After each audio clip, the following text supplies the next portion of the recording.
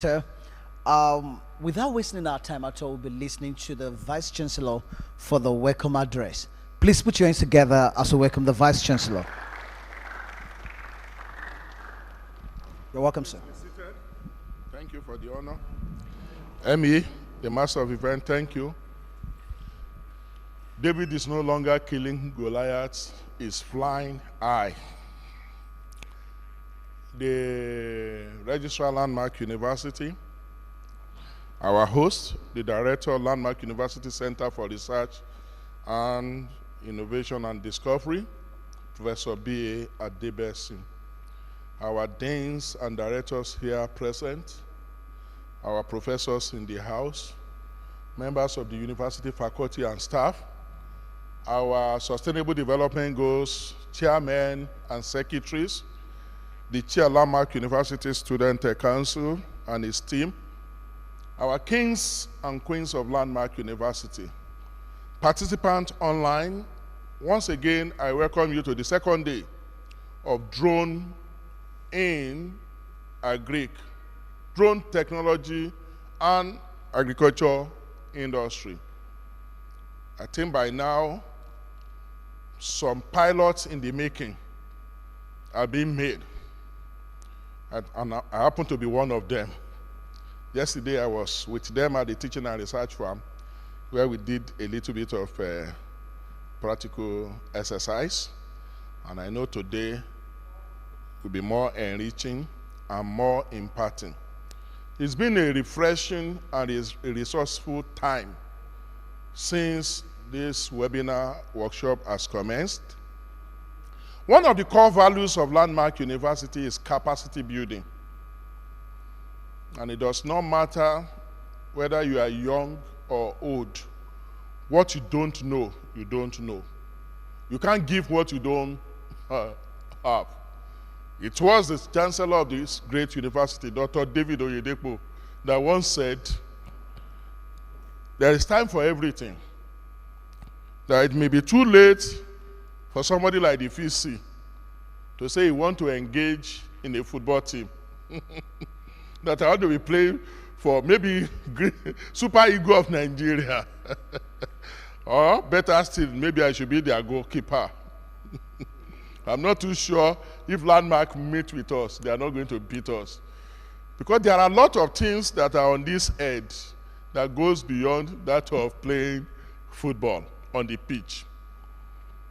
And so when it comes to the issue of pilots, you see that even in the natural sense, it is regulated. There is a particular age that you must not exceed before you can enlist to be a pilot. Otherwise, nobody will enter your chopper or your flight.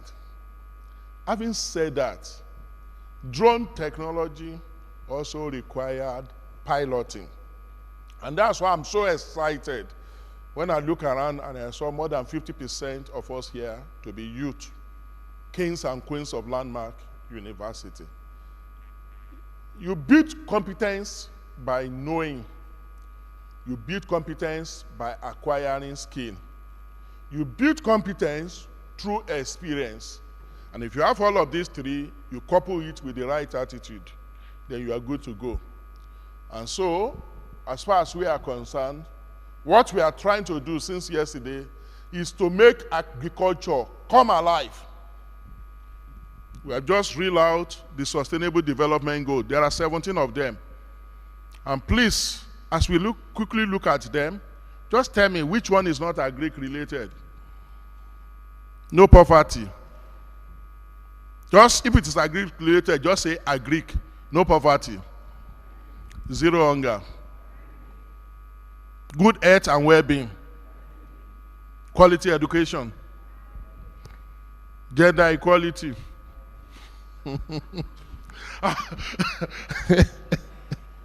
Affordable water and clean water and sanitation. SDG 7, talking about avoidable energy. Agric. Decent work and economic growth. Industry, innovation, and infrastructure. Reduce inequality.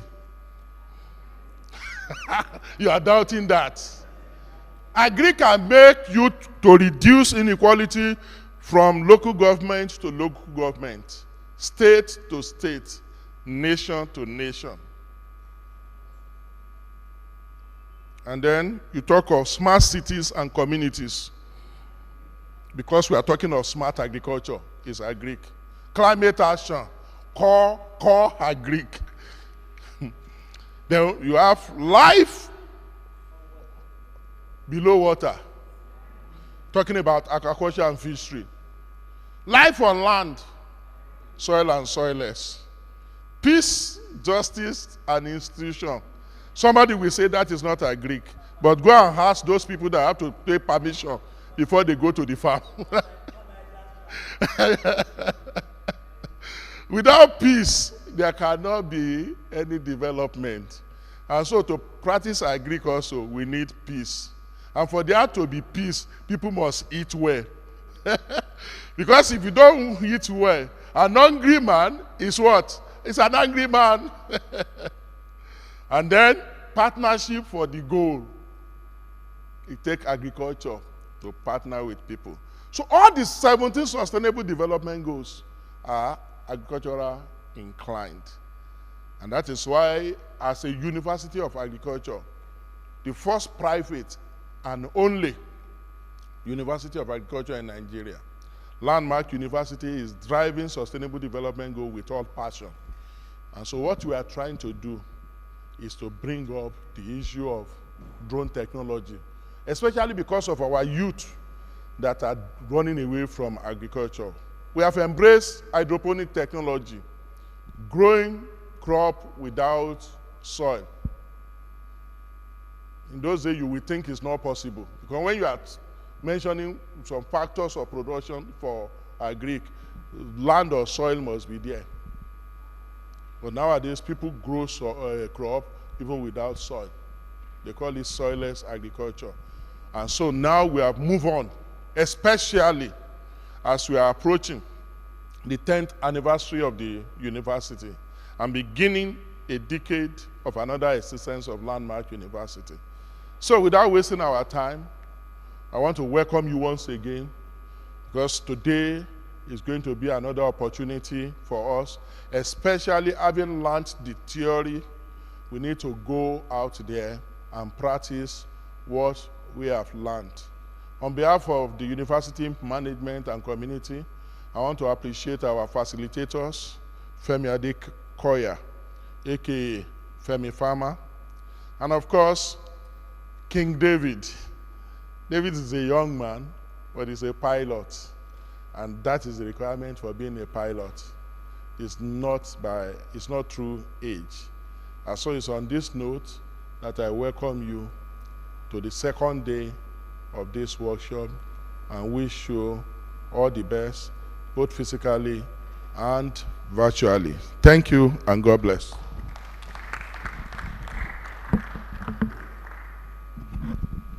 Thank you very much, Vice Chancellor. Please, let's be seated. Without wasting any time at all, I think we shall be going to the practical sessions or the training sessions. And first on the list to take us through training today is David. Please put your hands together as we welcome David for his presentation. You're welcome, sir. Good afternoon, everyone. Good afternoon, the Vice Chancellor. Permit me to stand on existing protocol. My name is David Okwateibo, and I'll be taking the first section for today. So I believe yesterday we learned a lot, and we'll be building on that today. All right, slides. Okay, so yesterday we were introduced to the world of drones, to the type of drones we have, to the sensors we use to analyze data, and get data that we can use to get reasonable information and make the right decision when it comes to agriculture. All right, so today we're talking about data acquisition and processing. All right, how do we gather the data that we need to use for agriculture? Next slide, please. All right, so when it comes to using drones for agriculture, or basically to carry out a particular work, we have things we have to do. All right, a laid plan layout of what we need to do. So the very first thing you want to do is you have to first plan your mission. Okay, what do you want to achieve? What do you want to achieve? What do you want to do? What type of images do you want to capture with the drone? So after you've planned that, you're going to go to the field, then you're going to capture that image. That means you fly the drone to capture the image. So after capturing the image, the next thing you're going to do is to process that data by using some softwares. So we have softwares that we use to process the data. Now, after processing the data, we're going to get useful information that we analyze that will now help us to carry out a useful task. So here, for example, we have, the drone here. So using the software, after planning the mission, we're going to use the drone to capture the data. Then the next thing we're going to do is to process the data. So we have both cloud-based systems that we use. Then we have some software applications that you can download on your computer system to analyze the data, depending on what suits you. Then the next thing to do is to analyze. Then after analyzing, you can now share the data to whoever you want to share it to. Next slide, please.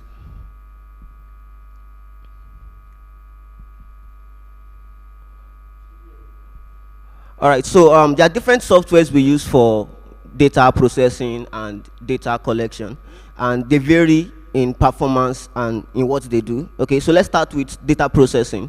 So we have different softwares that we use for data processing. First, you need to know that we have drones, and these drones are manufactured by different companies. So some companies actually provide the softwares that you use to process data, to collect data, while others allow you to use third-party applications to analyze your data and to collect your data. So for example, the drone we have here is the DJI drone, the DJI Phantom 4. Now this particular company has a software known as the DJI Terra that allows you to plan your mission and fly the drone. Also, you can decide not to use the application and go on with using some other applications. So we have a lot of applications like Drone Deploy, we have Pix4D Capture, we have DJI Terra, like I said, we have DJI GS Pro, we have Precision Orca, and many other things for data collection. So these softwares allow you to like take a picture of land. What it does is when you open the software, you get a map. Then you're going to map out a grid, indicating the layout that you want to plan. Then you determine whether you want to create a 2D map or a 3D map, and that will determine what the drone is going to do to carry out the mission.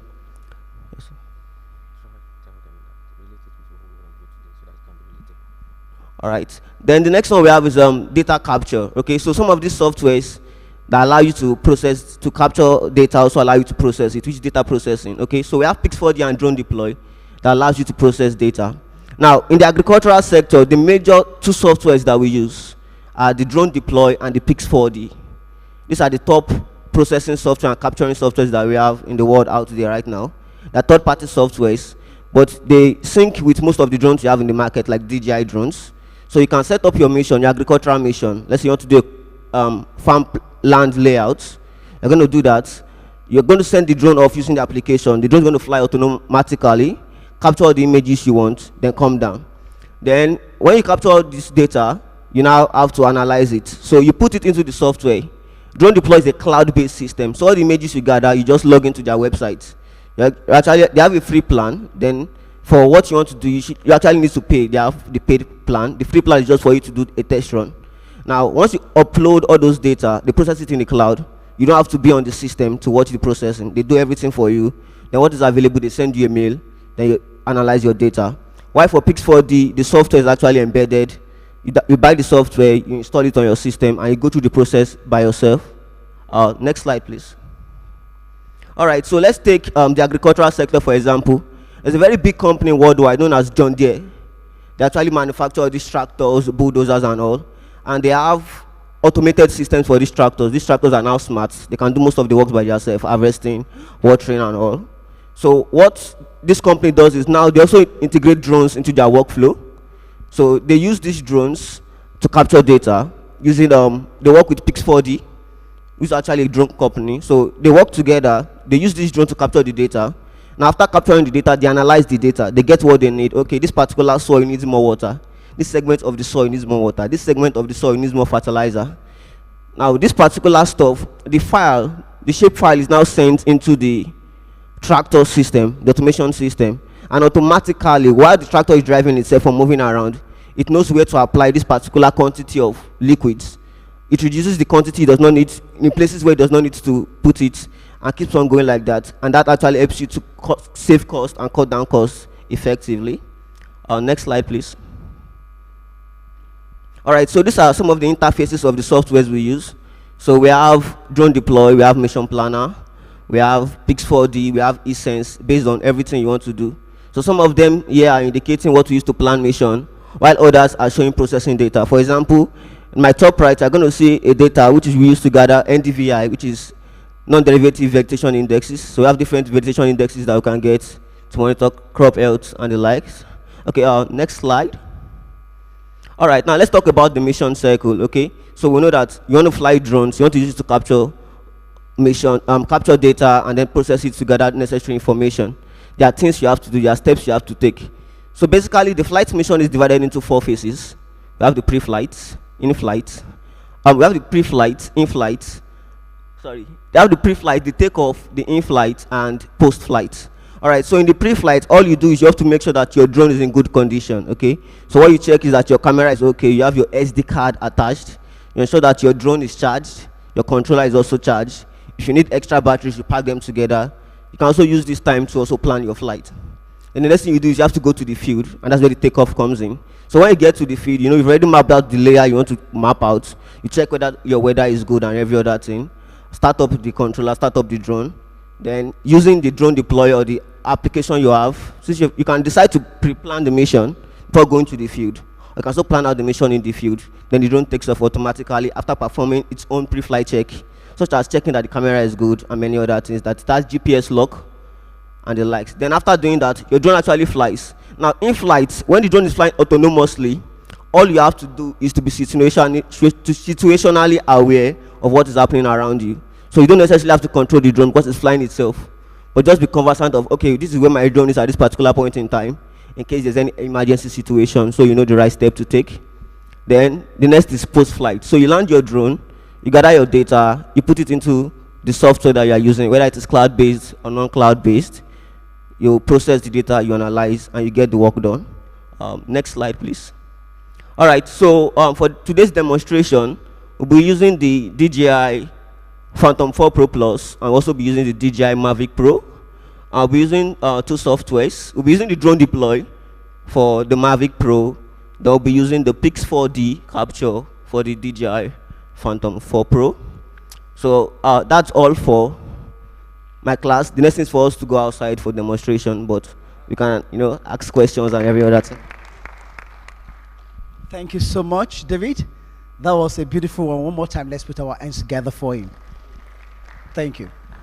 I don't know, should we take questions now? If you have any question on that presentation, can I see your hands up?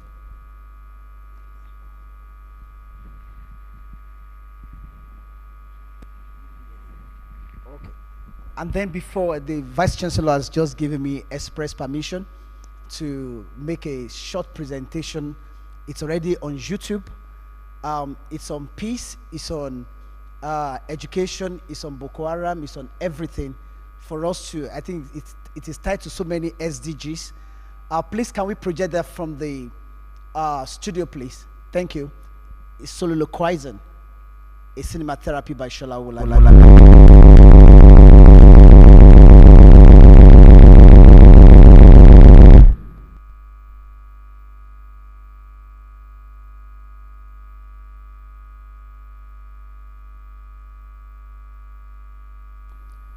Click on.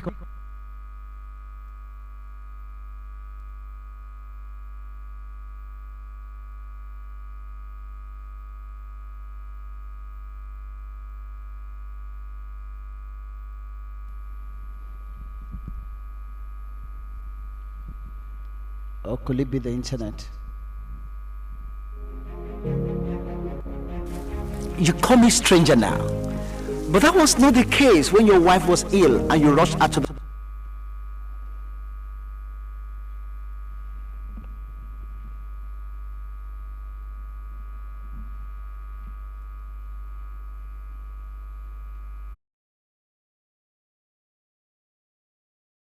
hospital. You did not ask about my religion when you were begging me to treat her. The other time you were in the bank to take a loan, you never asked about the tribe of the bankers. Your son failed mathematics examination and you needed my brother to tutor him. You never asked if my brother was a pagan. Why this sudden change? The other time armed robbers besieged your house and you raised alarm, we all came from different directions and the fear of mob attack chased them away. You were full of gratitude to all. You never asked who was from the south, the east, the north, or west. Why now? Your car broke down late in the night and a stranger helped you home. Why didn't you demand if he was a Christian, Muslim, traditionalist, or a pagan? That roadside mechanic that saved your daughter from a rapist did not know if she was Hausa, Igbo, Yoruba, Fulani, Niger Delta, or what? Why now? You've called me your brother before now, and I've called your sisters my sisters. My brothers have married your sisters, and we have built our cities together. Why are we now burning the cities? Has a demon suddenly entered us, or we have lost our mind? I think we are growing in age, but we are not growing in wisdom. The other time we fought, our leader said, no victor, no vanquish. But you and I know that we lost our people. Destinies were ruined, dreams were aborted. We are going the same way again. If we eat the mosquito that perch on our testicles with violence, we shall surely suffer the pain. Strangers have sold gun to me to kill my brothers, and my brothers have made affinity with another stranger to get grenades to destroy my cities. Strangers are happy that their businesses are thriving. They will surely prosper in our war, and we will surely suffer loss if we refuse to wipe.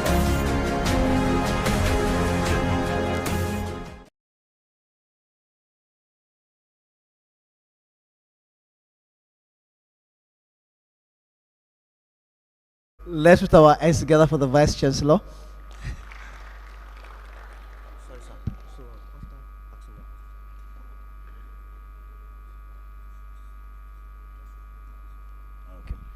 Thank you so much. I think Professor Ibikule has something to say.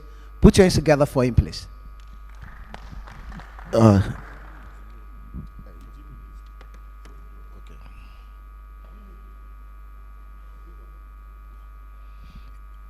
Thank you very much, the presenter. Lovely presentation. First of all, in Greek, there are so many things you can use the drone for. One, I want you to really tell me the purpose of this drone in agriculture or in farmland setting. But my important question is this. It has to do with power. You know, for every drone, the main challenges is to do with power. So, how many hours will your drone take to do the function you are using it for? The reason I ask, what are the functions of the drone you are presenting to us? Depending on the function and the hours it's going to take to perform that function. You know presently that the federal government, they've put a ban on certain number of drones due to power problem. So you have been given a particular size or power level you can build or design your drone. So I want you to please explain this to me. One, what's the function of your drone? Secondly, how many hours will this drone take to perform its function? And thirdly, what are we going to do, to elevate or to, overcome these particular challenges we have in drone in agriculture? Thank you very much. Thank you so much, sir. I think we are just harvesting the questions. Any other contribution or question before we round off? Okay, over to you, sir. Please come around so that you can feature in there.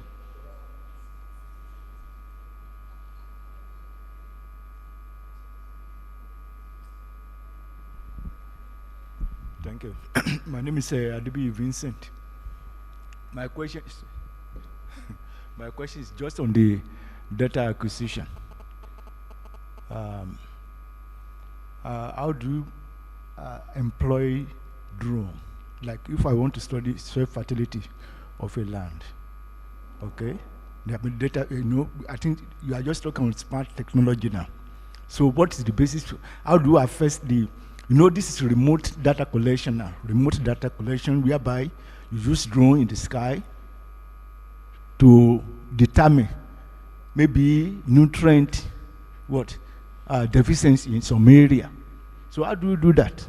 Is it based on maybe reflection from the light or what, or the plant or the soil? Just explain. I don't know how to. I'm just trying to figure out. Thank you. Thank you.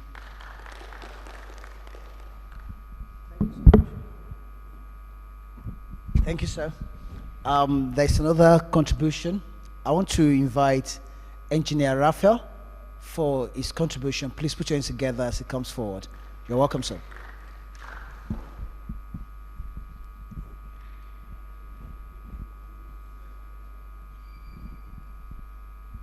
Thank you very much. I want to add to the supportive contribution I made yesterday. I talked about some of those things that when we have new technologies, because I now know that we have a fuller house now, the apprehension is always there. Most times people want to discredit people's finding, probably because of the cost implication. And I said, nowadays we are moving towards a system whereby you don't need to acquire something before you make use of it. For example, the major example I gave yesterday is that let me add to this. We all fly when we have opportunity of flying. You don't need to acquire an aircraft before you fly. Somebody somewhere is there to provide the service, and then all you need to do is to request for their service at a fee. Okay, So also, let's not be looking at the initial cost of the drones. I also gave an example yesterday that farmers need bulldozer to clear their farms, but you can hardly pinpoint the number, or you can hardly count the number of farmers that own a bulldozer. A bulldozer now is around 100 million, new bulldozer, and yet we make use of it. What is important is the acquisition of knowledge. Get to know how this system works, get to know its adaptability for different operations, and then when the need for it comes, it pops up in your brain that I need a drone to do this. And the next thing you start doing is, how do I get one for hiring? Yesterday I also told you that I know of 2-3 people that hire drones. Most of these filmmakers that utilize drones to shoot their films don't own it, but there are companies that own drones, and then they just approach them to, when they want to shoot their films, or when they want to do any documentary or anything that require area photographs and live real-time capturing of places and other. So let's not be discouraged by saying this is an expensive. Fine, it's expensive, but if you know how it works, some of you who knows tomorrow, you can decide to invest in acquiring drones, and then you provide services to people that will need these drones. So the emphasis is on knowing how it works, knowing areas where it can be applied. I also gave an example yesterday that there was a time we wanted to do a survey of area of lands about 350 hectares, and it requires, if you are doing survey, you want to provide a survey map or a topographical map, you have to move around to see the high points there, get your GPS to get your longitude and latitude, the location of the point, which can either be in longitude or latitude or UTM values. Okay, now it is when you now come to your to the next work that you'll be able to use whether your AutoCAD or some other software to plot those points. And you know, to get those points, you have to get to the point. But nowadays we have a system, you can stay here and get your GPS attached to the drone, whichever way. And then when you get to the spot where you want to take your UTM value or the GPS point of that place, there's a way you actuate it. It picks the values. It has it keeps the record, and then it has a data logger attached. You can always come back to your office and download those information, and then process with different softwares that have been provided to act like an interface for that. So let's not just look at this as if a show of a system that can fly. There are so many things you can do with it. You can be in your office or close to where you have your farm. You can use this system to inspect your animals in their pens. Okay, it will move around. It will move around, show you pictures of your animals. If you have any sick animals among them, it will pick it. Probably you have programmed it that any animal that is lying down while others are, it requires a lot of input. You can program, you can have your data, you can program and make this beast of a machine to do a whole lot of things, depending on how intelligent you are and whatever you want to achieve. So like I said yesterday, let's put more interest in what we are learning. You may not know how far. The knowledge here may be what you need in future to sustain yourself. So sometimes we come to university and feel that when we graduate from university, we should, in quotes, eat with whatever we have learned. It doesn't work like that. It may be a course, an aspect of your course that you later go out to practicalize. For me, the survey is what brings me money more. Okay? Now, as an agric engineer, the surveying, the delineation of areas and all that, because practically I will tell you before I do anything, you have to do the survey so that it becomes. So if I can't do it, I will get a surveyor to do for me. But we have to know what he's going to do and what to tell him what to do. So, like I said, put your mind in this, and then there's a whole lot of things you can do with it, apart from the engineering aspect and the animal production aspect. Thank you. And as a matter of fact, I was about to say that we should document that and see the sharing formula. I think, okay, are we set? I think Femi Farmer just came to me and said we have to hurry up, and then every other discussion after now we can do that. Are we set for the field? Okay, so. Okay.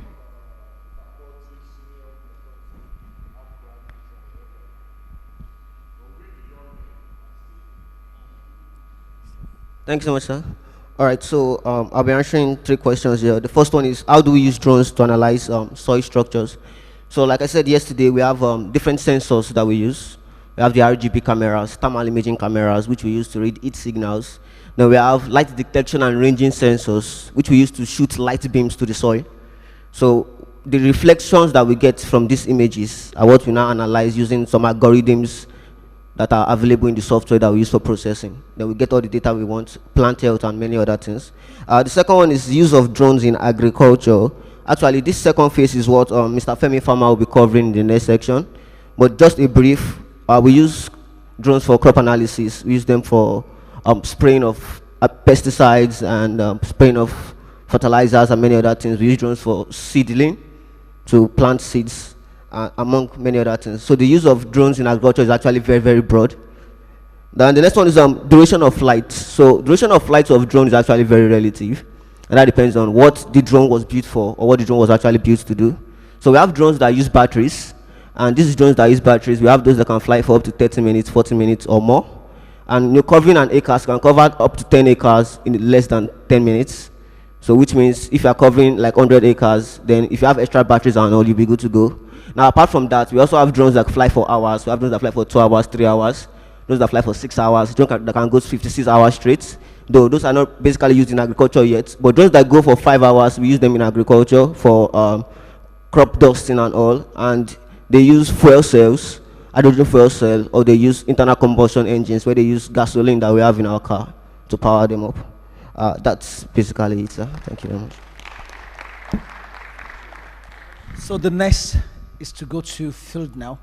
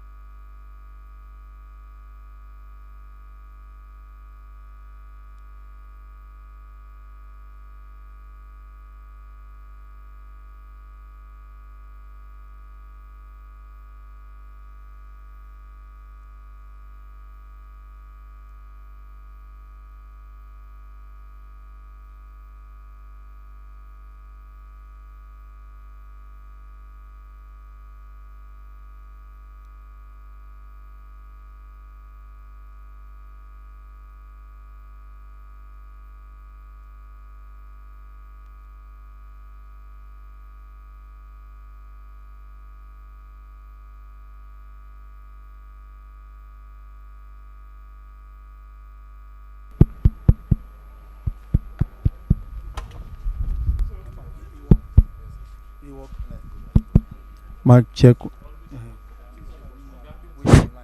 Check, check, check. It's not working now.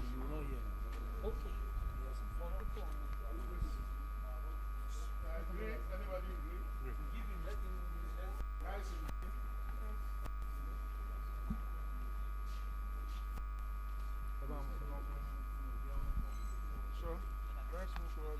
What happened? Who has this? Because of people online. Okay. In case you want to. For? No, it's not for this one. I'm not sure that we have connector. Okay, okay. Because of camera, you want to put it in so that we can move back. We need you to use the mic so that people online can. Yeah. I use Zoom to great.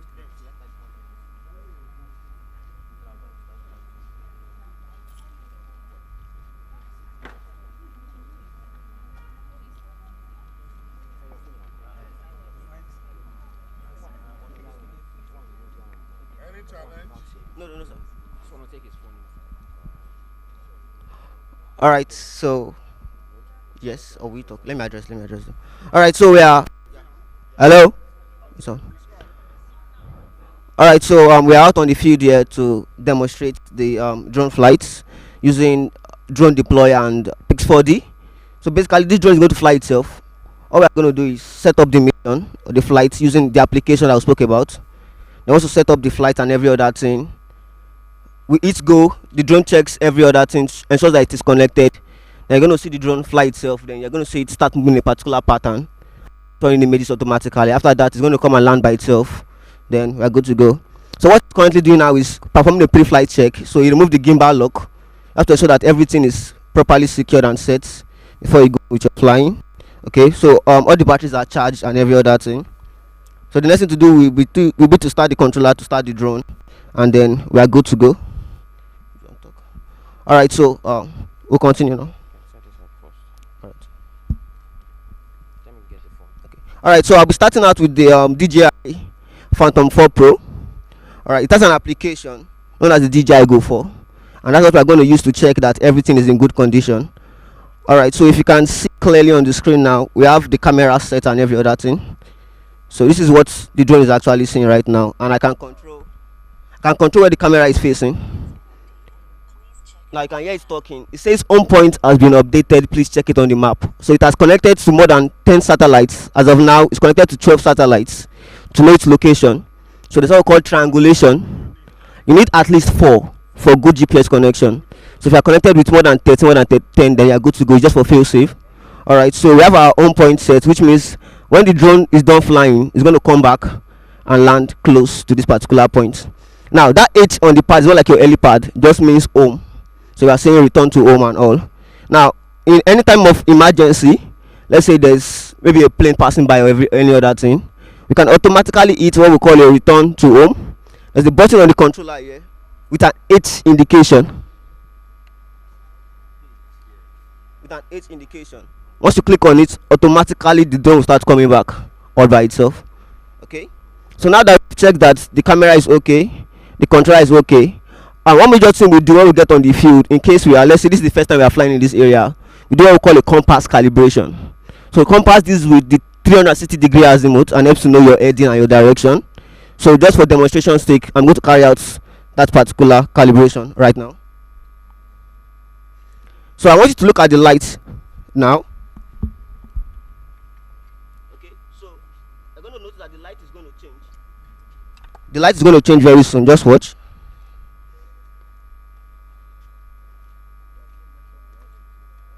No, I'm coming just.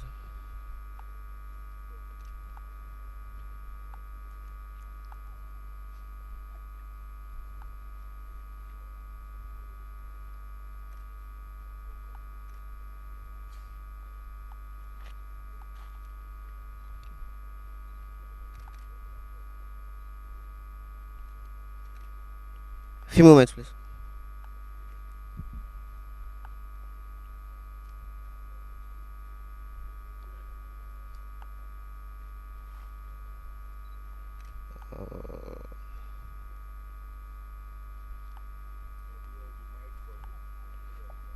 Okay. Right.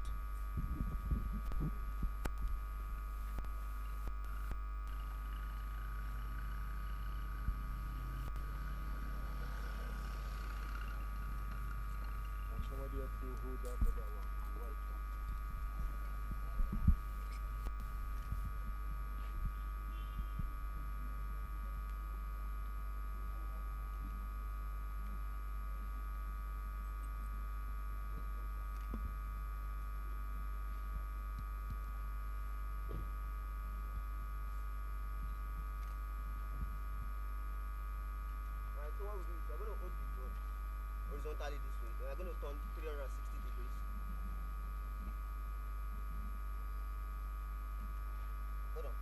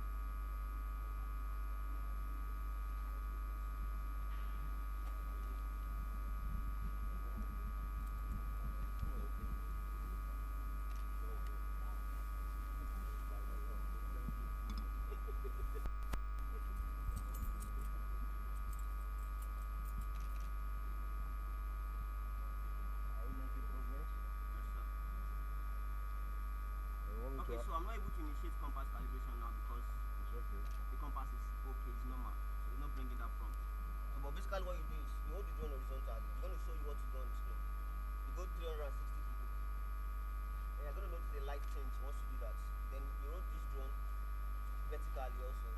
Then you rotate the drone also 360 degrees. It tells you that your calibration is successful. Okay.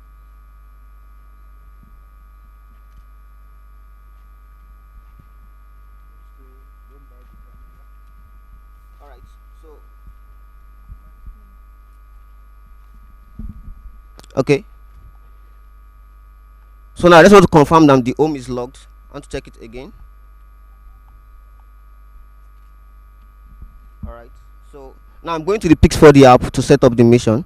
So I'm going to close this particular software and open another software now.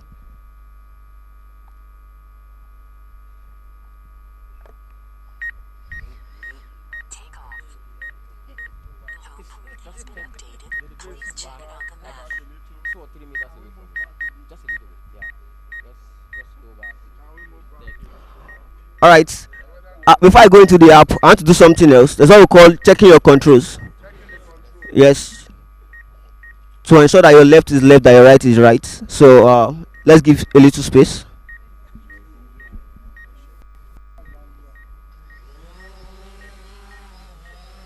basically, what you do is you put the drone at your eye level. Once I go at your eye level. All right. So the first thing you do is you put the drone at your eye level.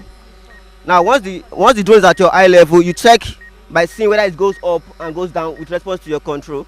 So you go up, going down. Now I want the drone to face me, but I want it to turn to the left to face me. So I want to know that it is moving in the right direction. So it's turning left, I know it's right. Now it's turning right, I know it's working properly. Then the next thing is forward and backwards. So I go forward, it's responding. I go backward, it's responding. Now I move to the left, it's responding. I move to the right, it's responding. All right, we are all good to go. Is this pre-flight? Test? Yeah, yeah, testing to see if everything is.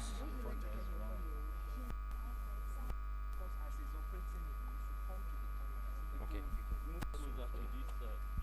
Can we move the home to this place? No, it's okay. That's your side.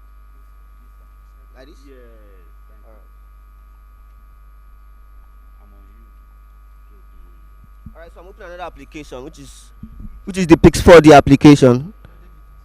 So I open an application which is the Pix 4D application. Now it's showing me different types of grids that I can use to plan the mission. Okay, so you can see different grids here. We have the polygon, we have the double grid, we have circular mission, then we have the free flight. So I'm going to select the grid mission now. You've shown that on the screen before. You have to be fast so that you can take off.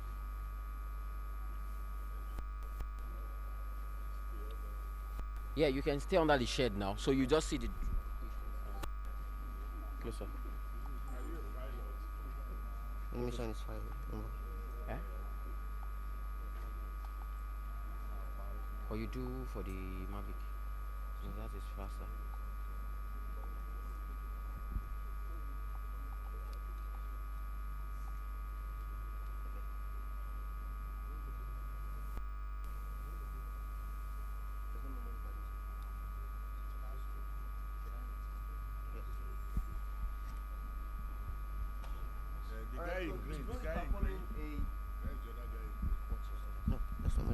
So the drone is performing a takeoff checklist now.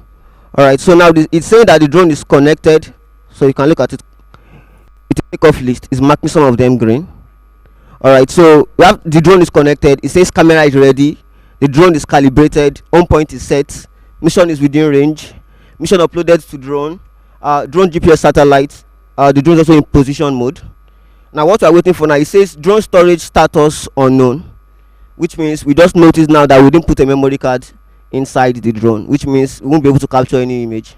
So I wait for Mr. Femi Farmer to bring a memory card. We attach it before we go to fly. That is why performing a pre-flight check is very, very important. If not, we'll have just gone up.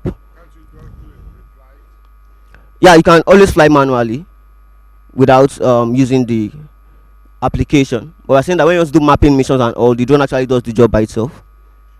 So if I want to fly manually, I can fly without using this particular app to fly. So I can take the drone up, fly up, take pictures manually by myself. But when you're talking about missions, there's what we call overlaps. So when the drone is flying and it's pointing down, you want the images to be able to have an overlap, which means a particular part of image A is showing on image B, so that when the software is merging them together, it identifies those locations and puts them together as one to stitch them up. Yeah, so let me just do a regular demonstration. Let's fly around, then yeah, sure.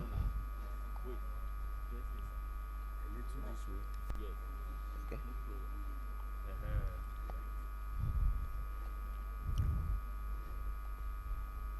All right, I'm going up now.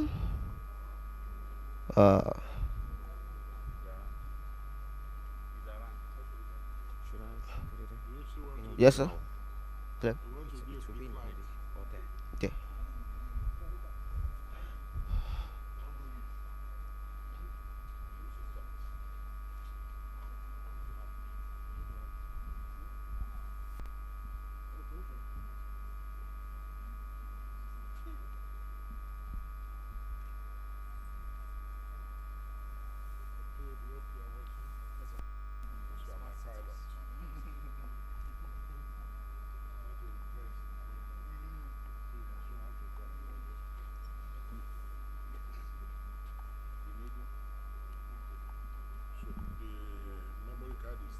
Yes, sir.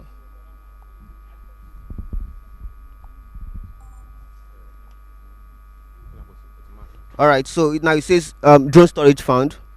We have so you see now, press hold for 3 seconds to take off. So it's saying press hold for 3 seconds to take off.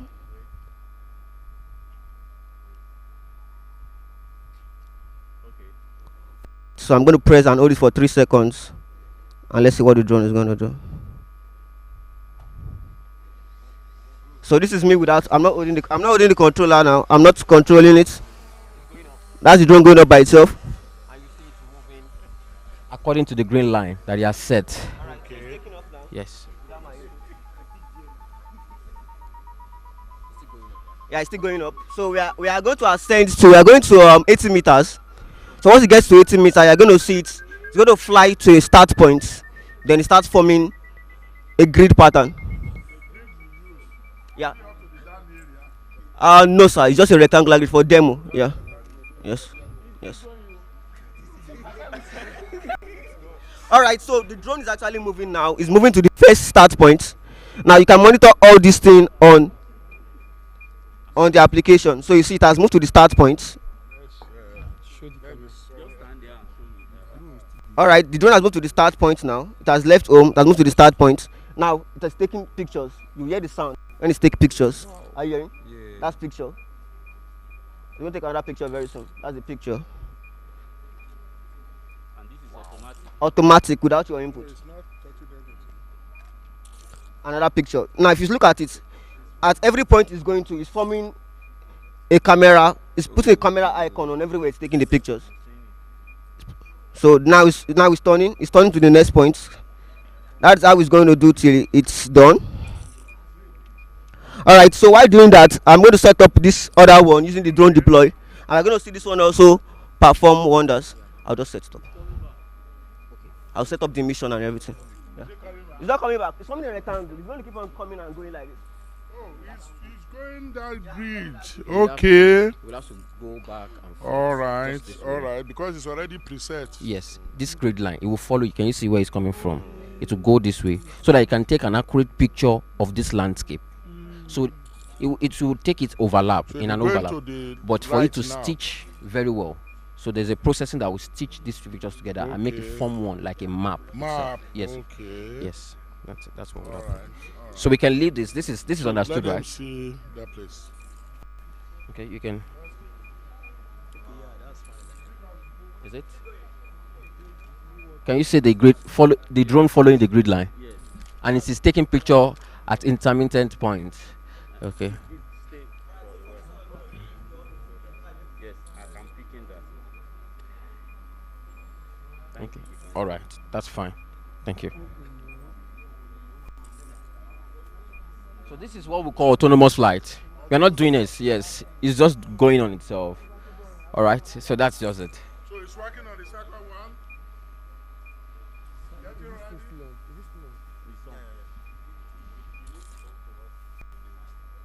Okay. Like I said this is what we call autonomous flight. So you are not controlling the gimbal. You are not doing anything with this. So it's just an algorithm that is controlling the drone to go according to this planned grid line that we have set. Okay, the second one. Yeah. Go there. All right, so I'm performing a pre-flight check. This is the DJI Mavic Pro. It's the same company that manufactured the Phantom, that manufactured the Mavic. Now the major difference is, first of all, this is actually one of their very first drone. This is the first Mavic they produced in their series. We now have the Mavic 2, we have the Mavic 2 Pro, and we have Mavic 2 Enterprise and all. All right, now the major difference is that compared to the Phantom, this is actually very small. Okay. It is foldable, which means you can put it inside your bag and no one will know that you are carrying a drone anywhere. So this flies for 25 minutes, while the Phantom can fly for 30 minutes. We have other Mavics also that can fly for 30 minutes. Then the Phantom has a better camera compared to this particular one. We also have some Mavic that also have good camera that is as clear as the Phantom.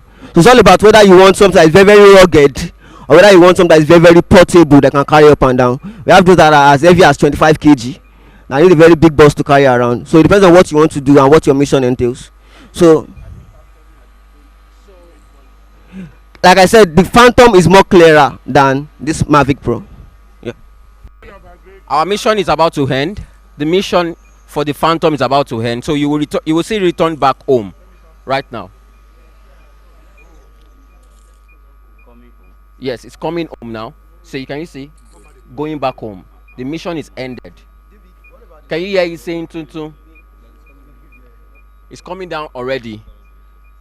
The mission is ended. So it's coming back.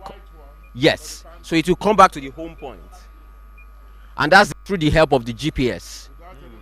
Without anybody controlling it.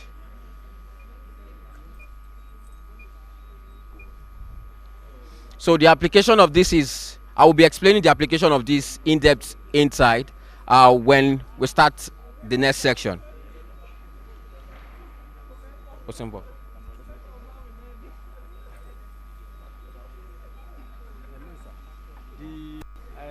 Going by this mission cycle now, all those positions at which it was mapping, was it according to the way you have preset it? Did you need to preset at that to pick? Yes. Look at this box. The box means I'm taking the landscape. Yes. I'm taking this whole landscape. All right. Yeah.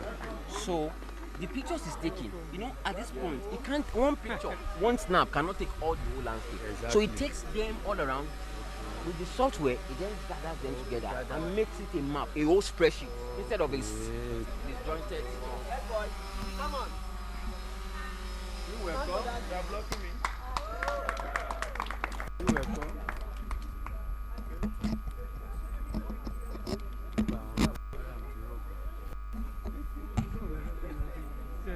So we have to remove the. Does it really matter again? Yes. For the Mavic again? Memory card has to be inside. Eh? That's to be inside. No. I mean, do the pre. Like, we show them. So that we won't waste time. Just go. Okay, so let's go. Yeah. Alright. So you can have this. All right. Thank you very much. I think this is just a demonstration of what we want to do here. But so it's a repeat, and we don't want to waste the time. So this is just what we want to do with this, but we don't need to repeat it again. So we just go inside and do the exposition as to what you have seen and expand on it better, so we can deal with the in-depth use of drone in agriculture more elaborately. Thank you. So, are we doing this now? Thereafter, we now do. The one is ended. The picture. Okay, let me explain what happened now. What happened? You will see he drew a box on the landscape. So that means that the box he drew shows that this is where I want you to take the map. Yes. However, a shot cannot take the whole landscape. A shot, I mean, taking a photo, just a shot cannot take the whole. But with that grid line, it has automated the drone to follow that grid line and be taking pictures at different points. And at the end of the day, with multitude of pictures like that, the software will then gather these pictures together because it is overlapped and make if one shot can just take part of this map, another takes another, so a software then stitches them together to make it a whole map of this. Can I form, yes, a landscape like this? Is that taken? That's just what happened now with what we did with this software. So there are a better application, or even more elaborate application of drones in agriculture that we're going to be discussing inside now. Yes, we are going right inside now.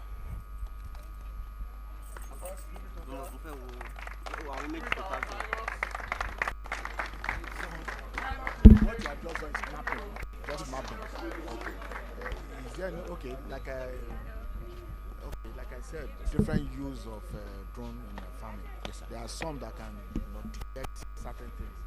I'm explaining that right away. Yes, sir. I appreciate your presence, sir. Thank you, sir. You know, it's very, very genuine. Very, sir. Very, sir.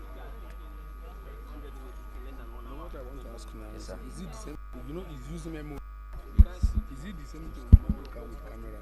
Is it the same thing? This memory card and the camera memory card. Is it the same thing? Yes, they are the same thing. This is just a camera, so it saves when you take the picture, it saves under the memory card. You know, see my own memory Yes, card. but save it on the memory card, no. Is it the same thing? It's smaller. SD card, Lily. Yeah. This- Yes. okay. He's using this. Okay. Yes, he's using it. So can we quickly leave? How many gig now? This one, how many Um, gig? The memory card. I think it's more than 50 gig. I think so. This one is 64 gig. Oh, I see. But I don't really check, but I think it's a large memory. We can. Thank you. Thank you. Okay, we can just go inside now.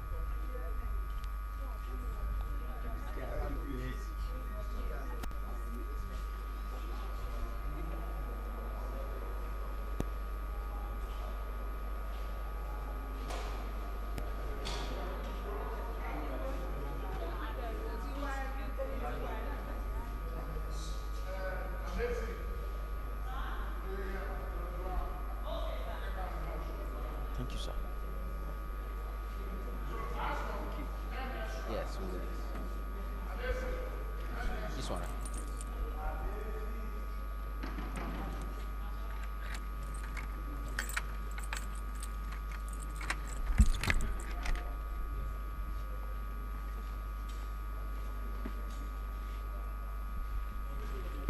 You stand, right? You need.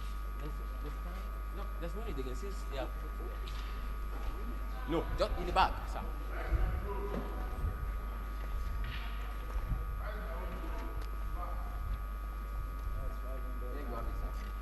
to fold there. No? That's the portability. Okay. After meeting, I'll connect while you're teaching. I'll connect by HDMI.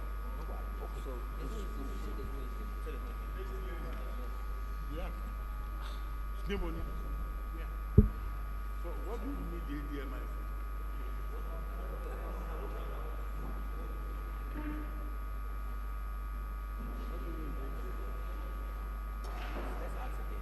We have HDMI cable now. Yes, if there is an HDMI cable, Which is, we need it. What's now the essence of coming here? CSIS, help us look for HDMI, or you gotta remove the one in my office.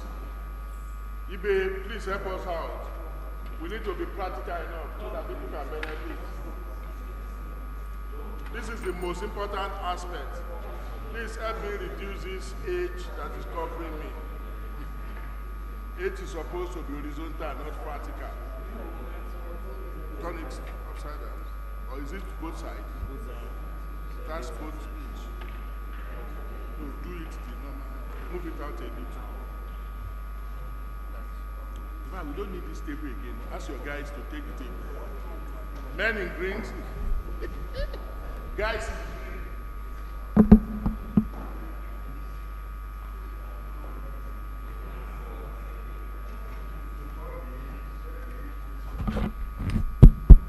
I think while we are waiting for the other part of the presentation, the Dean Agricultural Sciences, when he came in, made an observation. He said there were questions that were sent online.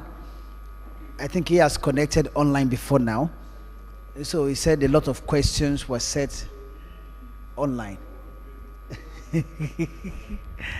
But I don't have access to. So we can please help us to address those questions that were sent online, or if those that are connected can speak, please, you have the opportunity to communicate with us. You have one question or the other. Please let us have your questions while we're waiting for the other part of the presentation to come up. Thank you.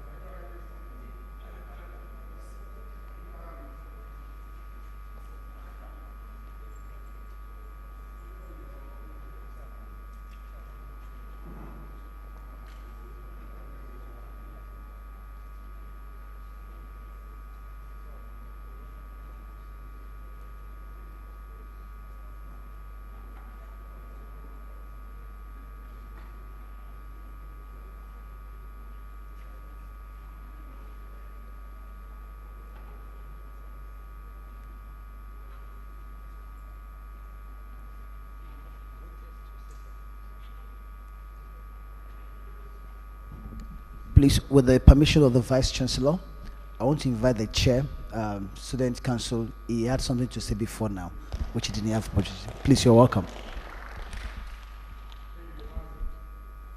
Thank you very much. Standing on existing protocols. I observed yesterday there was a brief talk about the payload for the drones, and I was very fascinated because I wanted to know a bit more about that. But looking at the drones, they might not be okay. The payload of the drones. Yes, I wanted to know more about it because I was fascinated, especially with the size. You might imagine that something this small will not be able to carry certain amounts of payload. So I wanted you to at least expatiate on the limitations of drones, because I suspect that each drone would have its own separate limitations. So just to briefly touch on that so we understand, because in my mind I would imagine, especially for harvesting, if you were to harvest, for instance, fruits, how would you go about that in terms of the weight and the specific shapes of payloads that are assigned to specific drones? So please just help elaborate on that a little bit.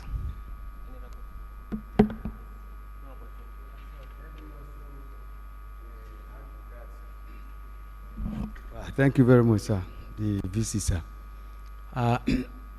Given a typical commercial farm, you know, we expect all manners of activities to be going on. We have different components, different sectors of the farm. Now, as a typical farm manager, some of the activities you want to carry out may involve the general surveillance of the farm environment, the farm area, daily routine checks and other things. Now, going about achieving that activity, does it have to do with the software that you are going to use? Are you going to program different aspects or different aspects of activities that you want to carry on the same farmland? You know, maybe on the bed, like the one of the earlier speakers mentioned, you want to identify which bird is sickly, and you want to know what is happening. Maybe there's a kind of beverage going on somewhere, and different activities within the same surveillance. Do you have to map and program all these different things in the same software at the same time to be able to do that? And will you also be, you know, tampering with that software every day to carry out different activities on the farm? So that is my concern, sir.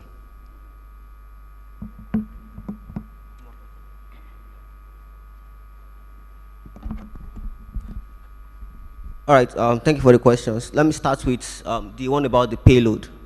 All right, so different drones actually have different carrying capacity. Okay, so for example, we have the Mavic Pro here, then we have the Phantom here. If you look carefully, if you look at the both of them, you notice that their cameras are different. Even though both of them have an RGB camera, one is smaller, one is bigger.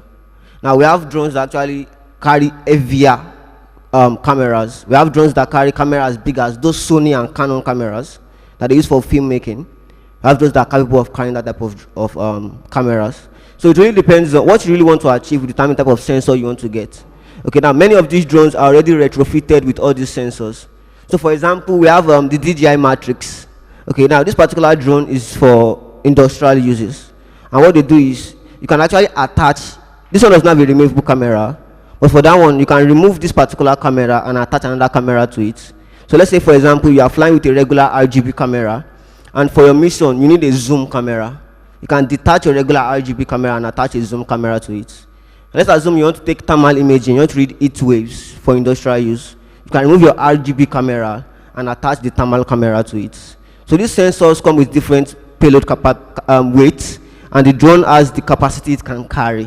All right, so if, for example, the motors have a particular power output, and that determines, there's what we call the thrust power to weight ratio. So let's say this is giving a power of, let's say, 20 pounds. Let me say 4 kg, and your drone weighs 1 kg. It means that you are capable of carrying up to 3 kg extra payload, right? But that is going to affect the altitude you can go and the time of your flight, because the heavier the drone is, the more power it's going to draw and the less time it's going to take. Now the other one is about data analysis. Okay, so for a particular mission, let's assume you want to map a particular farmland and you want to do irrigation tests, you want to check for crop health, you want to check for pest control, many other things. That single map image that you take, you know, you will already determine the payload you want to use. So let's assume you need only an RGB camera, use only an RGB camera. Let's say you need only a multispectral camera, use only a multispectral camera. Now some drones allow you to have dual cameras altogether. So you have a regular RGB and a thermal camera together. Then the drone flies that mission. Now on the software is going to analyze everything about that particular image that you've captured. Then you are the one that will go that, okay, what you want to check is you want to check the non-derivative vegetation index. Or okay, no, you want to do measurements. Oh no, you want to measure the stockpile volume. So those apps will give you everything you need to do. The software has already analyzed everything, but it's you that will now go and now derive the information you want to get, and the software will help you to collect everything. So it's not necessary you have to change the payload for you to carry out that mission, like separate missions. It depends on the work you want to do. I hope I've answered all the questions. Thank you.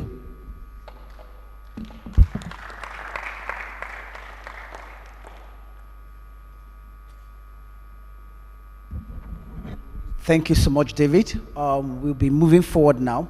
Femi Fama is ready for the continuation of what we started outside. Let's welcome Femi Fama for his presentation. You're welcome. All right, thank you so very much.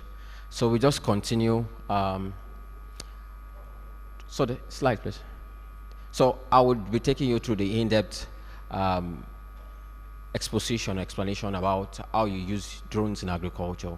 This is going to be elaborate, and you'll find it very, very interesting. So number one is land and ecological assessment.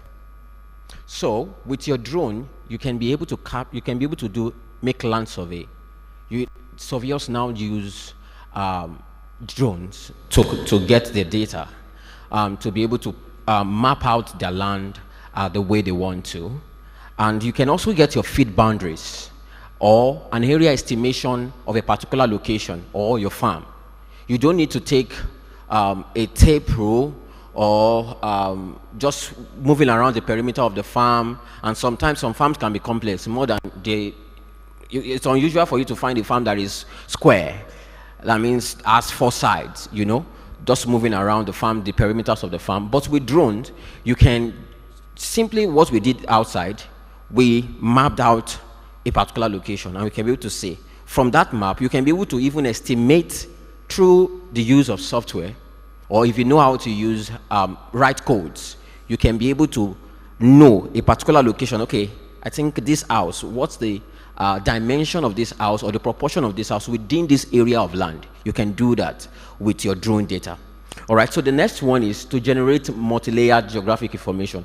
This picture that you are seeing, you can see there's a multi-layered, diagram of giving you different information depending on what you are looking at. For example, you have one that is showing you NDVI, and everything has been structured. All right, so the next slide. Another application is feed mapping. I mean, as it relates to agriculture, you can generate auto mosaic with your map. What we just did now,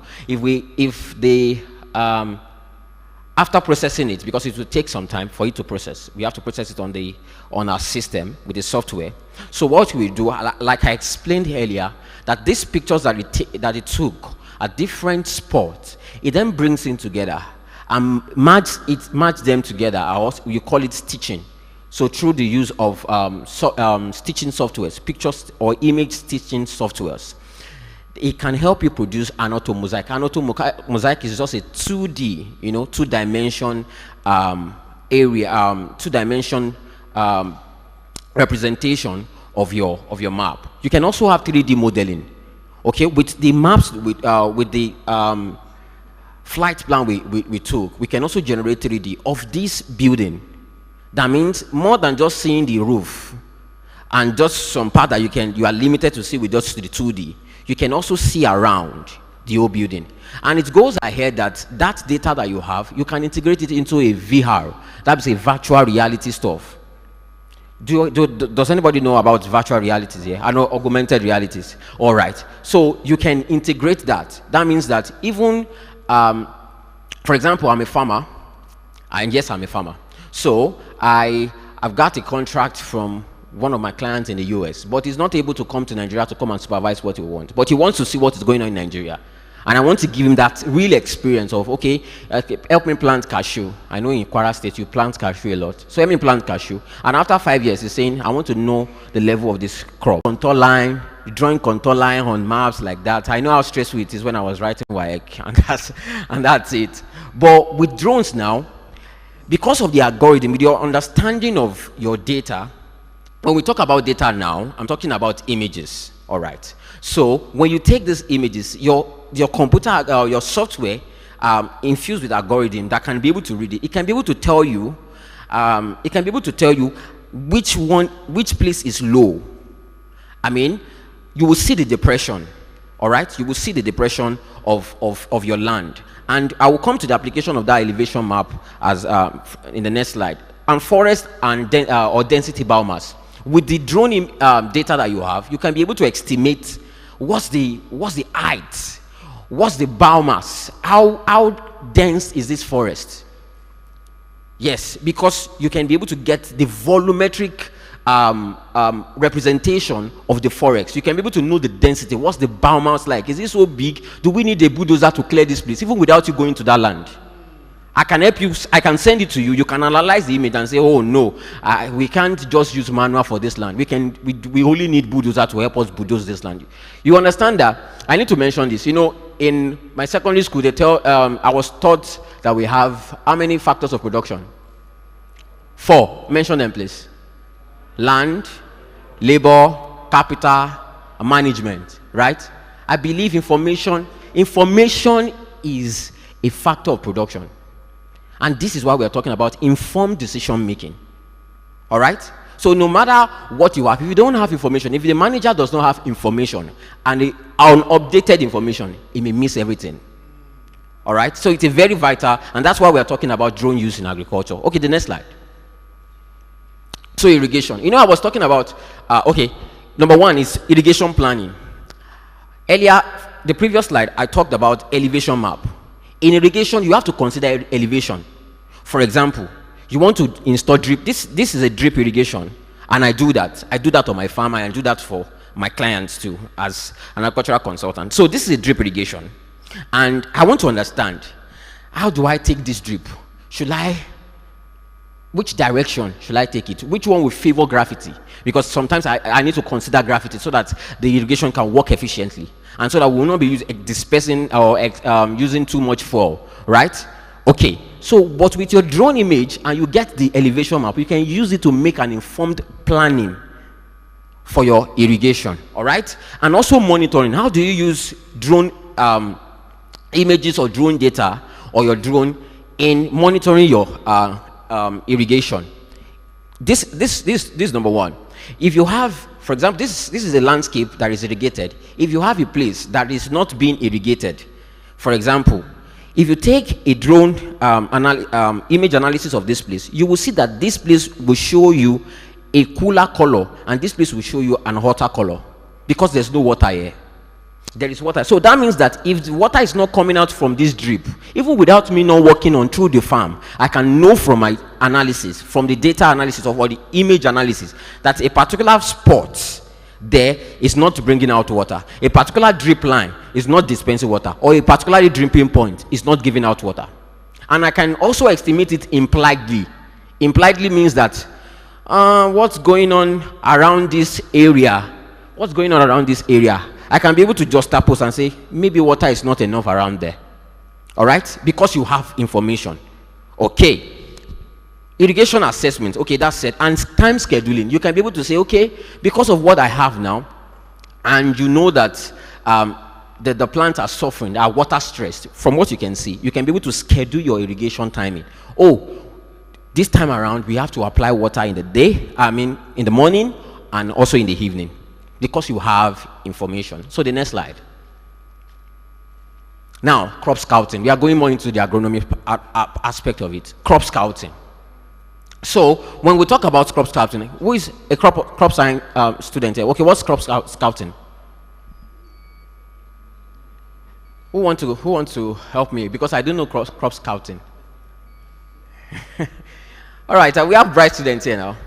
Okay, scouting means when I say I'm scouting for something, that means I'm poaching around, right? I'm just observing, right?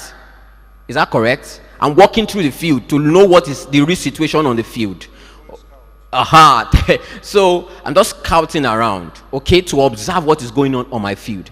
But how do you want to scout and walk around or walk through your crop when you have 10 hectares of maize in a day?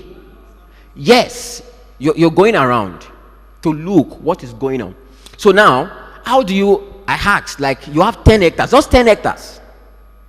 10 hectares. How do you walk 10 hectares in a day, even in a week, that you won't be tired? Right? So with drones, you don't need to walk throughout. You can even, just like you can see us operating the drone without even controlling the console, right? This is it. Now, let me introduce you to this application. I got to know it in the UK, but it's a new application developed. And please, I need water when I speak. I'm sorry. So, Skippy Scout. The name is Skippy Scout. What the drone does, or what this software does, just like we have Pix4D, we have Drone Deploy that David mentioned to you as third-party application that help you operate your drones, right? So with Skippy Scout, you can operate your drone to fly. Look at this coordinates, this representation. Look at this drone. So that means if I say this is my home point, I can operate the drone to be moving from this point to this point. It goes, okay, this is a drone from this point, from this home point or anywhere. It goes up and it comes down to a predetermined, where I said it should go. Okay, go to this place and take the leaf level resolution of the plant for me. So with that, it goes all around like that, and it compiles the image together and submits it to you as a PDF. What it allows you to do is that you are seated in your office, and you'll be able to see, oh, this, my plant, I'm beginning to have FOMA. I know you know FOMA. FOMA is a disease, right? Or plant disease. Oh, I'm beginning to have early blight. I need to take action now. Oh, at this particular spot, there are more of black grass. There are more of these weeds here. And you can be able to have a target application. Or I said early detection of pest hotspots. That means early detection, because you don't need to, because you have 10 hectares of maize, and you know it is drudgery or tiring to walk through the 10 hectares. But with drones, because you have it easy, you can go every day and collecting data. I mean, inspecting your farm as easy as you want to be. Is that interesting? Yes. Yeah. So you can be able to take that and be able to do, okay, now my leaf are trying to develop early blight. And what that informs you that I need to spray fungicide. I need to quickly remove this plant before it affects other plants. Oh, we need to, around that geocoordinates, around that side of the farm, there are more of spear grasses there. We have to deal with those spear grasses before they grow and spread to other places. Is that correct? That's what the drone can do for you. All right? So it's just as simple as just like what we did outside, and it will go and take those pictures for you. So the next, okay, I said it, that's good. So crop health assessment. So crop health assessment. Number one, you know there are different plant stress, right? There are different plant stressors. Lack of water, water deficiency, temperature stress, right? Temperature stress, light stress, nutrient stress, and some biological stresses from nematode, from your locust, from insect pest, and the likes. Okay, so how will drone help you to detect stress? How will it help you to assess the health of your plants? Okay, what it will do is that, just like we have, look at this image. This is an auto mosaic. This is an auto mosaic, okay? And now this is just this color mosaic or something like, what do you call it? This is just an NDVI representation of your field. And these are plants. For example, maize. These are plants. So it shows to you that this red portion of the field, okay, this green portion, this shows that you planted in rows, and these plants are healthy. And the The basic science behind that is that plants react to light. If you're a crop scientist here, plants react to light. And the reaction plants gives to light depends on their earth status. If your plant is diseased, when it receives light, or your plant, the leaf is dead, it will signal this from the image processing, from the NDVI. But if it is LD, it will be able to reflect back. All right? It will reflect back this grain spectrum, because we have spectrum of light, right? We have a broad spectrum of light: red, green, yellow, and near infrared. There's a lot, like that. So, but this is just an RGB, and there are more complicated ones. That's why David has introduced you to sensors. So these sensors give you deeper information. An RGB just gives you the band, a particular band of light. The RGB is just like your camera. This camera, this is just RGB.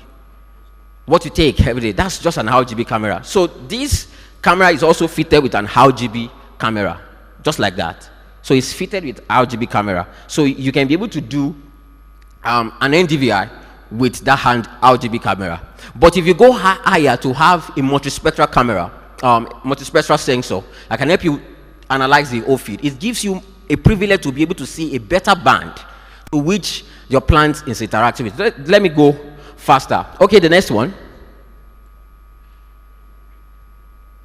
Okay, so you want to also assess your feed variability. Okay, in this all, we have planted so many crops. All right, what's the variability in this field? You want to assess the variability. You want to map it out. You want to know. So it can help you with your drone. You can be able to know, you can be able to segmentize or digitize the farm based on the heterogeneity. You will agree with me as a soil scientist that no farmland is homogeneous, right?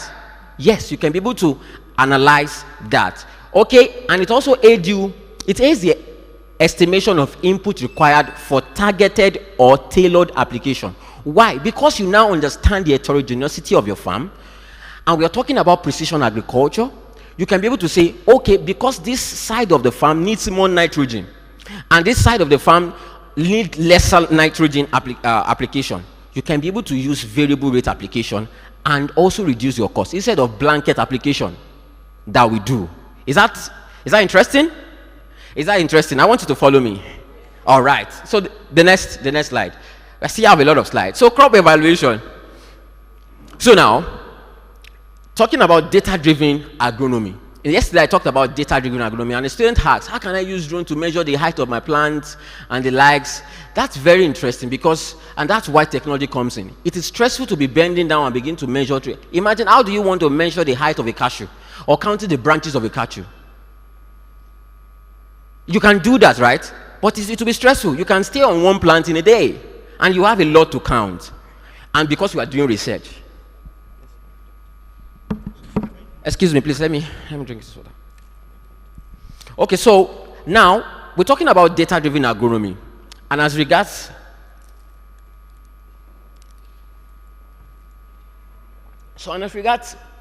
agronomy, what you want to do now is you want to know the height of a plant. With the drone imagery, you can be able to estimate what's the height of the plant when you process the image. All right? And that comes with the use of artificial intelligence and machine learning. And this shows you that there are a lot of skills and opportunities that we can integrate, that we can understand with the use of drones. Okay, so with artificial intelligence, okay, now look at the image just by the left. You have boxing, right? That boxing is done by computer vision. There's what we call computer vision. So from an image that is taken, or images taken from drone, the computer vision can help you identify ripe apples, ripe oranges. Someone was talking about harvesting yesterday. That is how the drone were able to understand. And with the use of an attached robot to it again, it can be able to pick, because it understands that this fruit is ripe. It was sensitive because of the artificial intelligence, and it plots it with a mechanical device attached to the drone. Is that clear? So, and I was talking about this project, the images down there. It's a project done at Upper Adams University with a senior colleague. He's a PhD student. He's estimating, he wants to determine the yield of potato right from the stem, even without harvesting it, so that the farmer can be able to tell the supermarket, something like Lidl, the Howdy, Waitrose, and the likes, can be able to tell them, I have so and so quantity, and the size of my potatoes are this. And this is just a simple logic. These are potato, and imagine you counting the stems. It's tedious, right? But with drone imagery, these are drone images from, okay, you can see ordinary image. So now it then processes the image to be able to identify. What it wants to do is that it has been established that the higher the number of potato, the more the tuber size. The more the tuber number, however, the sizes will be smaller. There's a positive correlation. I think there's a positive correlation between the numbers of, there's a positive correlation between the numbers of potato stem and the numbers of potato tubers. All right? So now, with this drone image, it's able to understand, it took the image and it then processed it, turns it into contrast, process it again with another vegetation index. This is another vegetation index. Then with machine learning, particularly deep learning in this sense, deep neural network, is able to then box the meristem. The meristem shows the tip of each plant. You know, the meristem is the tip end of each branch. All right? So from that branch, he is able to estimate, so I have 10, okay, let's count this one. How many boxes there? 1, 2, 3, 4, 5, 6. So he can be able to estimate and say, okay, because of this number, he puts that into a model and be able to get the numbers of tuber at the end of the day. That's what we call data-driven agronomy. Even without him harvesting, he knows what he wants to harvest. Is that interesting? So, yield estimation, and that's what I just explained just now. You can be able to know yield. So, this farmer that has this apple orchard, even before he harvests to the supermarket or the processing factory, he can be able to tell them, before we harvest, this is the quantity of fruit that we have for you. Are you ready to take it? Are you prepared to take it? Is that clear? So that's an informed decision. So the next slide. So crop protection. These days, we are moving from depending solely on chemicals into IPM. IPM means integrated pest management. I'm an IPM expert by training. That's what I went to UK for to study before I got to know drones. And now I'm using drones. So we are going from chemical based into natural. We're now using natural enemies. Do you know that God has created everything, like what a particular thing has its own enemy? A particular pathogen has its own enemy. A particular insect has its own enemy. If it's an insect pest, you should be able to understand what is the enemy of this plant. Okay? Is that correct? So we have various natural enemies for example, for thrips, for spider mite, you can use Oreos. There's a particular insect called Oreos. You can learn about that. But what I'm trying to say here is that with drone, you can see this drone attached to something. These things that you are seeing here contains beneficial insects. It contains, so it contains beneficial insects that you can spread into this maize field. And without applying chemicals, you can tackle the problem of pests, insect pests in particular, and the like. So we now have drones that apply biological agent without you using chemical. That's fantastic. So the next slide. So crop protection. You see this particular drone, it's an autonomous insect control drone that when it takes off, it can be able to sense a Lepidoptera. Lepidoptera are the ones that like butterflies, like fall armyworms. When they come into, it's an indoor drone for moth control. They are also called moth control. So when it identifies it, With the blade, it goes towards it and crush it off with the blades. That means that the lepidoptera comes into this, it goes towards it and it chops it off. That's brilliant. And it does not affect the bees. It's identify which one, okay, this one is B. It identifies. That's true artificial intelligence integrated into the drone. The next one, crop protection. So you can spray your pesticide with the payload drone, and you can deliver input delivery. You can also use it to pollinate your feed. You know, some crops need the wind to be pollinated. With the blades fanning around your field and causing wind or turbulence to occur under, it can help you, it can aid pollination for your crops. That's good. The next slide. Well, I think we have seed fertilizer broadcast. So you can see the rice being poured into the drone, and that's just the next slide. I've been told that I have 5 minutes more. I think I have 2 minutes more again now. So animal husbandry. So you can be able to estimate, for example, the farmer herdsmen crisis that we have now. Drones can help you solve some of these problems. Why? Because when you plant your pasture, you can be able to know, oh, rain is not going to fall in the next 3 weeks. Okay, now how do I get? You have been able to plant and be able to know, okay, what's the biomass I'm going to get from this my pasture to feed this number of cows. All right? And you meet their daily requirement because you have information, because you know the number, the quantity of biomass that you're going to apply, that you're going to get from your pasture to feed to your animals. The next slide. Animal herding. So the next, please let me play this video. Oh, it's kind of blurred. Let me play that video. Not the next slide. Just play the video, sir. I want to show you animal herding. You won't see any human being herding these sheep, but you see them moving to another pasture. You see them moving to another pasture. Is it playing? I'm not sure it's there. Oh, it's there. Okay.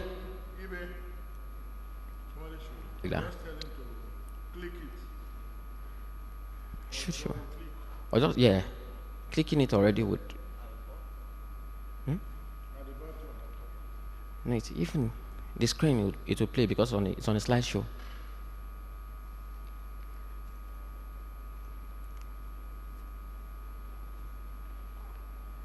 Okay, can I continue? Oh, no video. It's a video. It's a video. All right, next slide. So, animal husbandry. You can also monitor the health of your plant. You can also monitor the health of your plant through thermal image body temperature scan. That is just simple. When you want to enter probably into the school or a I'm very sure your security people has that because of COVID-19. What do? They test your temperature with what? With digital temperature reader, right? That thing has thermal sensor. It scans your body and tells you the temperature of your body. That's just simple. So when we attach a thermal camera on this drone, it can be able to tell us the state of the health of our plant and we of the crop, of the animal. Yes, of the animal. If it is more than a particular temperature, what do you say? This animal is not all right. All right? Then you take them out and you take care of them. The next one. Okay, I mentioned search and rescue. Yes, you can also use that. For aquaculture, someone mentioned how do we use it in aquaculture? Feed distribution. This is a seed spreader. If I had the time, I could have explained how used to plant rice. This is a seed spreader. This thing is mounted on a drone. You put your feed here, and this is a dispenser. It works like a remote. So as it is dropping, it is scattering the feed around throughout the field. So someone was mentioning that spot feeding might not be beneficial, right? And this is what you do. And you'll be able to spread the field all around. The next slide. I think it's about aquaculture. Okay, input application.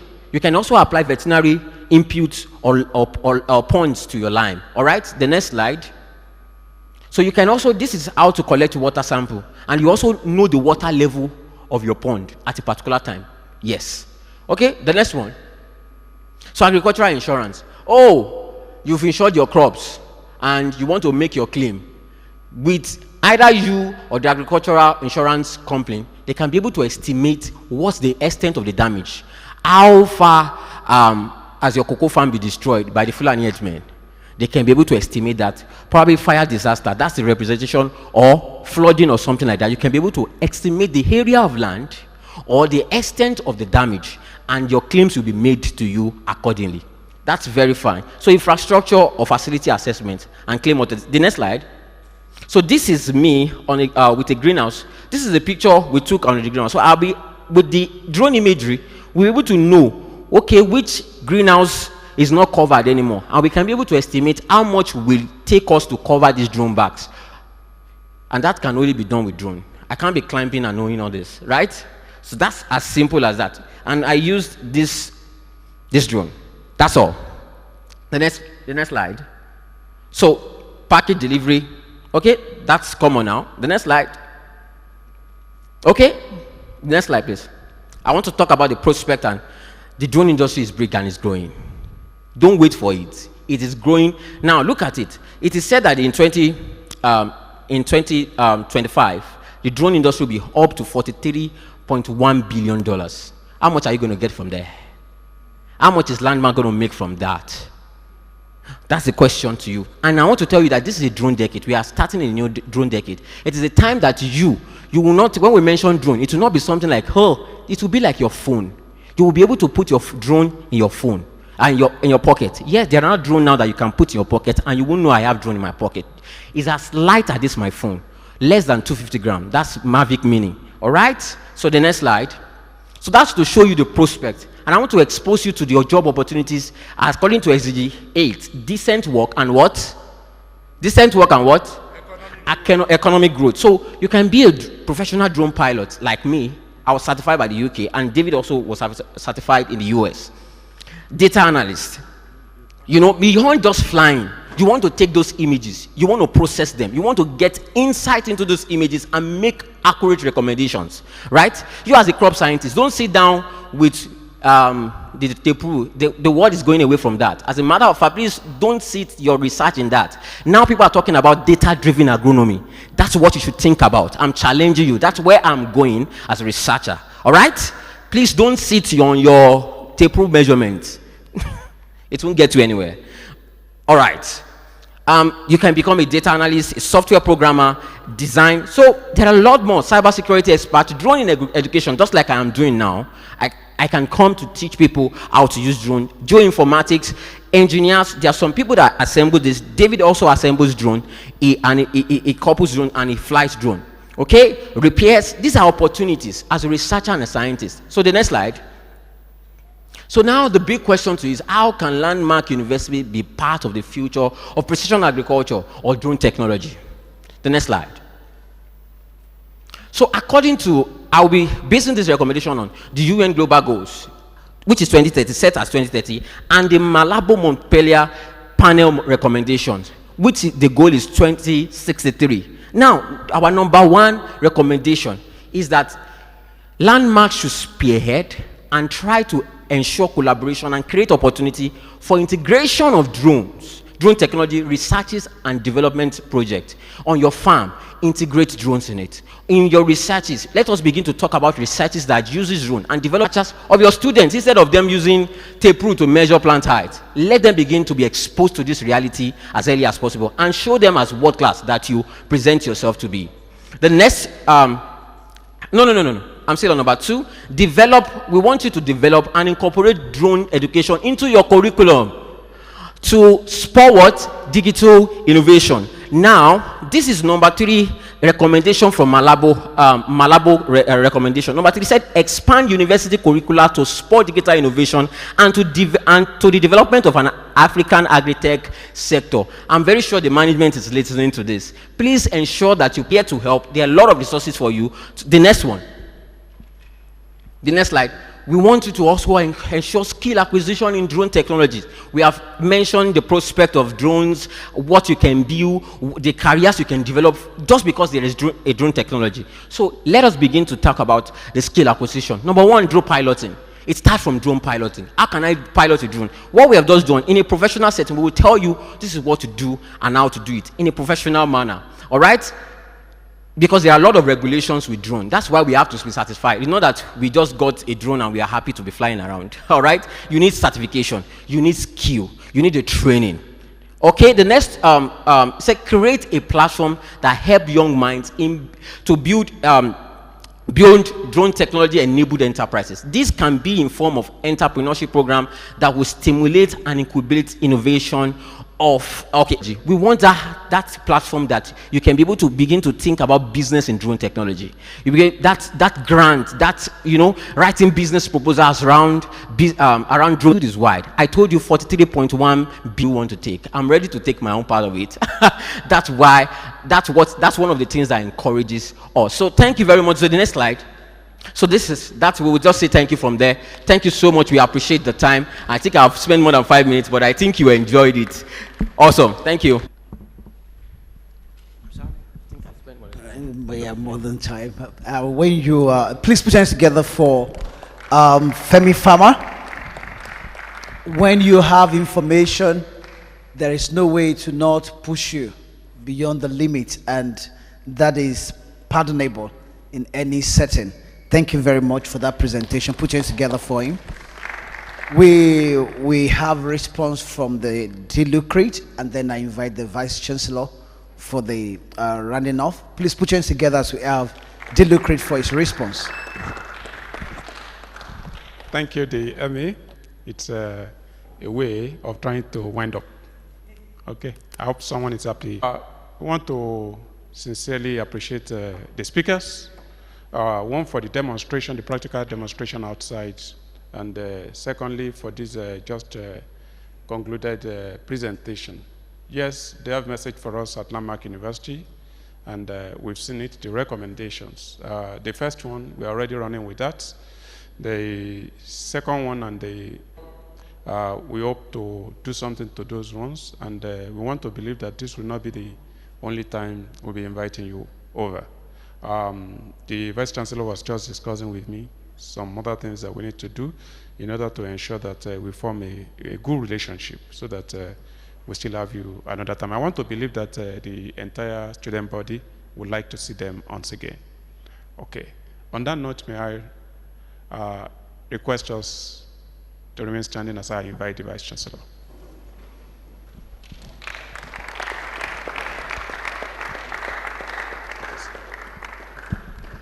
Thank you. You may please be seated.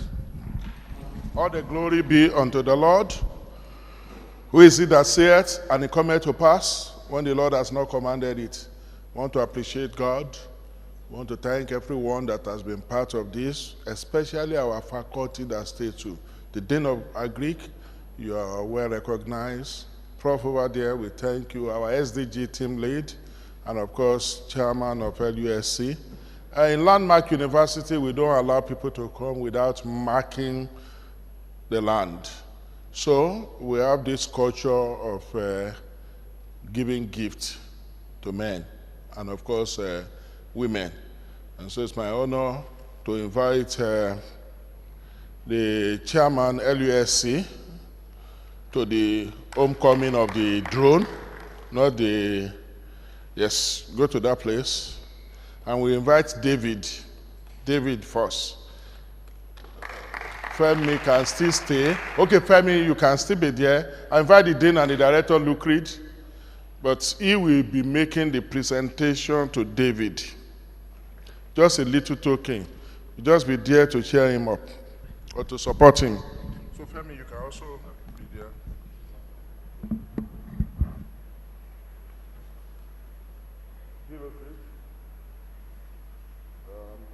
Femi can be, okay, great.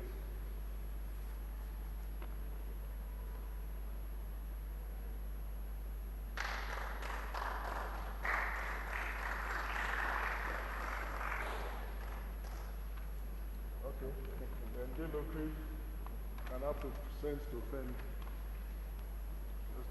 You can take yours. Okay, great.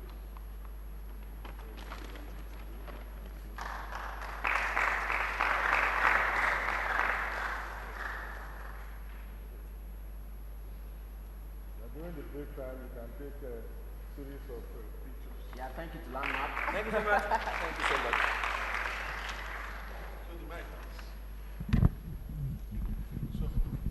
Closing prayer. Okay, We declare it open, so we have to declare it closed. I want to believe we have been imparted on this line. And for those of us joining online, we appreciate you for spending quality time with us. This is Landmark University, the first and only private university of agriculture in Nigeria.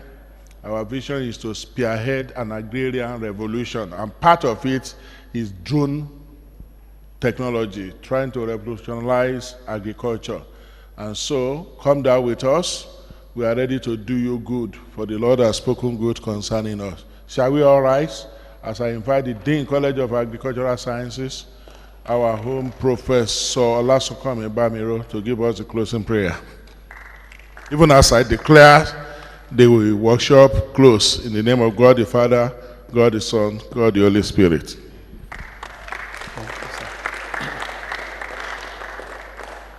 Shall we pray? Our blessed and glorious Father, we want to say thank you for being the Alpha and the Omega of this workshop. Lord, we thank you for your children that you have used for presentations and practical demonstrations.